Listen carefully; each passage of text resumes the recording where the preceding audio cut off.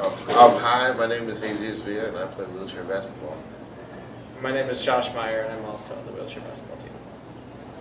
Currently, I'm undeclared, but I'm interested in mechanical engineering because I want to work with prosthetics later in the future.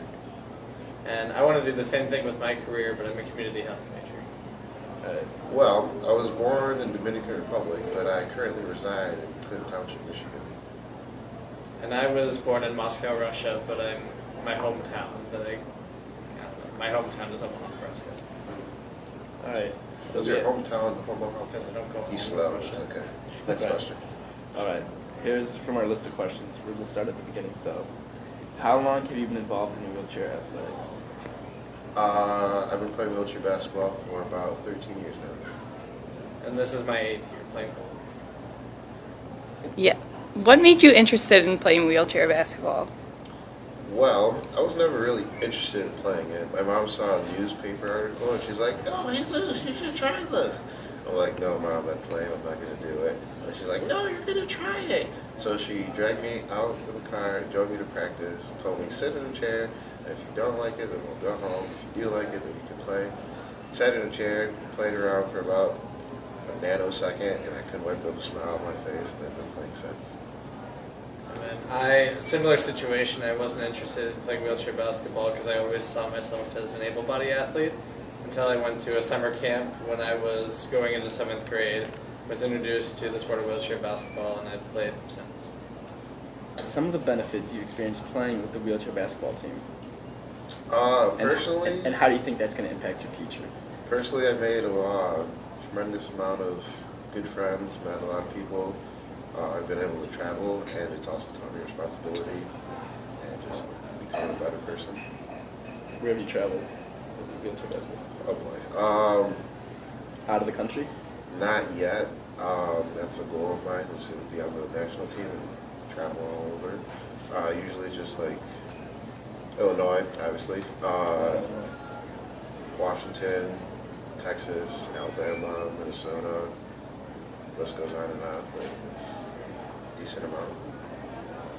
How about you, Josh?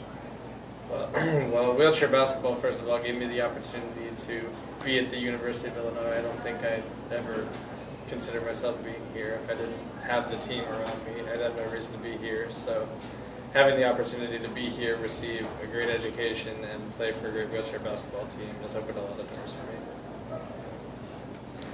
Do you currently, or have you done in the past, participated in other sports? For about 7 years, I played sled hockey. For about a year and a half, I wrestled on my high school team, and I played tennis with my friend to help him out for 5 years.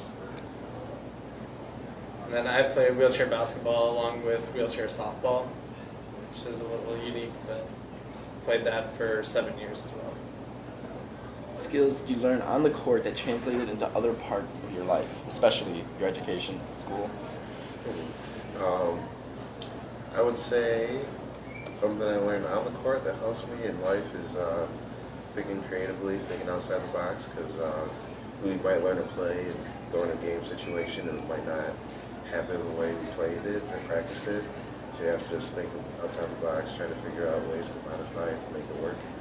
And you just have to use that throughout life to survive. It's hard out here.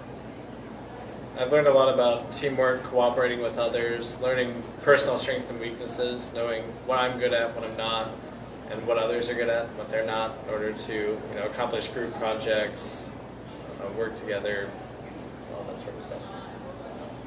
Did you find sports as a motivator for higher education? A reason to go to college. Why?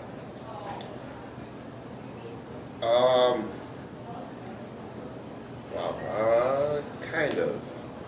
If it wasn't for wheelchair basketball, I would probably be somewhere in Michigan. I'm not quite sure where I would be, what school I'd go to if it wasn't for wheelchair basketball. So I'd say, yeah. Then when I was freshman, sophomore in high school, I pushed myself to get into this college. So yeah, I did. And I'd say as an overall goal of making the U.S. national team, knowing that you have to develop as a player, kind of go from high school or juniors ball all the way to the Paralympic team. Like, you need that step in between in order to develop as a basketball player, and that's what you get at the college game.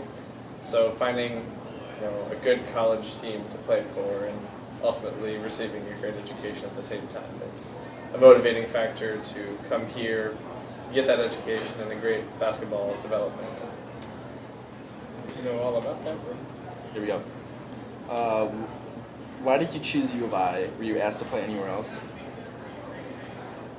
I got a couple of offers from schools like Missouri, Southwest Minnesota State, Whitewater, Wisconsin, but then ultimately decided I'm here based on quality of education, quality of the team, all the teammates that surround me, and just partially a financial aspect.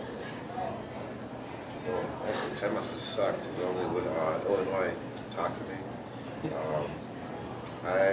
In high school, I only played with the junior team for 2 years, and colleges can't talk to you until you're a junior. But my junior year, I started playing with an adult league around where I was from, and college coaches aren't going to go to an adult league to recruit kids. So, fortunately, there was a camp in Illinois that I went to every summer, and the coach kind of used that to recruit me, which is perfectly okay because I wanted to come here from the start, so it worked out in my favor. Do you keep in contact with players from your high school or former leagues? Oh, absolutely. One of my best friends plays for our rival school, but I still call him and keep in contact with him and ask how their team's doing. I still keep the same friendships. It's an on-court rivalry, but off the court, we're still great friends. Actually, I do not, because most of the teammates that I used to play with do not like me anymore, because I switched over. But the ones I graduated a year or two before me, I do call them occasionally and play. We see them at tournaments, so that's nice. But people that are young, the same age as me or younger, just kind of don't want anything to do with me. So, yeah. What opportunities opened up because of your involvement in wheelchair athletics? Just the ability to play sports with people my age on a level playing field. I've always had that competitive drive. I've always wanted to play sports against people, but having leg braces and not being able to run made it tough to keep up with people even in 3rd or 4th grade. So just the opportunity to be athletic and compete against my peers. I agree with him. Also, opportunity to play internationally, be on an international team, being on a national team, and then they also have a professional wheelchair basketball league overseas. So that's also a goal of mine. Is after college, hopefully go over there, go to Turkey or Italy, Spain, something like that, and play for a couple of years. Make that cash money to come back to the States, roll into the dough. Do you think wheelchair basketball takes away any of your time or focus from school? Well, yes, it does. I think I'm committed to more basketball activities than I am in-class activities. So that's it's fun, but it also makes it difficult to study. There's always something to do basketball-wise. Throughout the day, we have to go from class to practice to class to workouts. It just makes it hard to focus on class. And overall, you can tell when you have basketball and when you don't have basketball how much your grades change. So yeah, it's something I struggle with, balancing both of them, but hopefully I'll be able to adapt shortly. I agree completely with Jesus, but it also helps prepare you for the future in terms of balancing family needs, work-related needs, all those things. I mean, we participate in about 20 hours worth of basketball activities per week, and a full-time job later in life will be about 40 hours a week. So it's a good stepping stone to get you ready for the rest of your life. Yep. Did you face any challenges or discrimination during your basketball career? Well, let me answer this Hold one. on. Okay, restart the clip. All right. Did you face any challenges or discrimination during your basketball career? Challenges in terms of on the court performance, yes. I mean, you're playing against some really good teams, and there's adversity that you have to overcome to win games. Discrimination, not necessarily, just a social stigma. People think that people that play wheelchair basketball are part of the Special Olympics, or that what we do is not necessarily athletic, more just a hobby.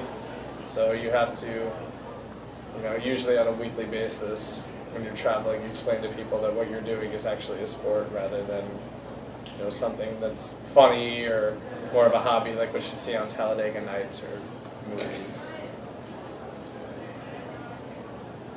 Well, back when I started playing basketball, I was one of the first Negroes to be on the court, and it was very difficult because with my skill level, the whites didn't have enough playing time, so skill to playing time, and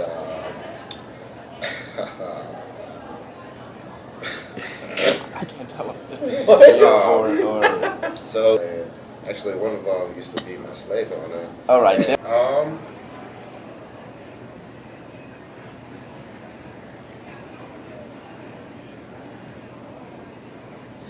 yes. A lot of people, like Josh said, they don't really understand the concept of it.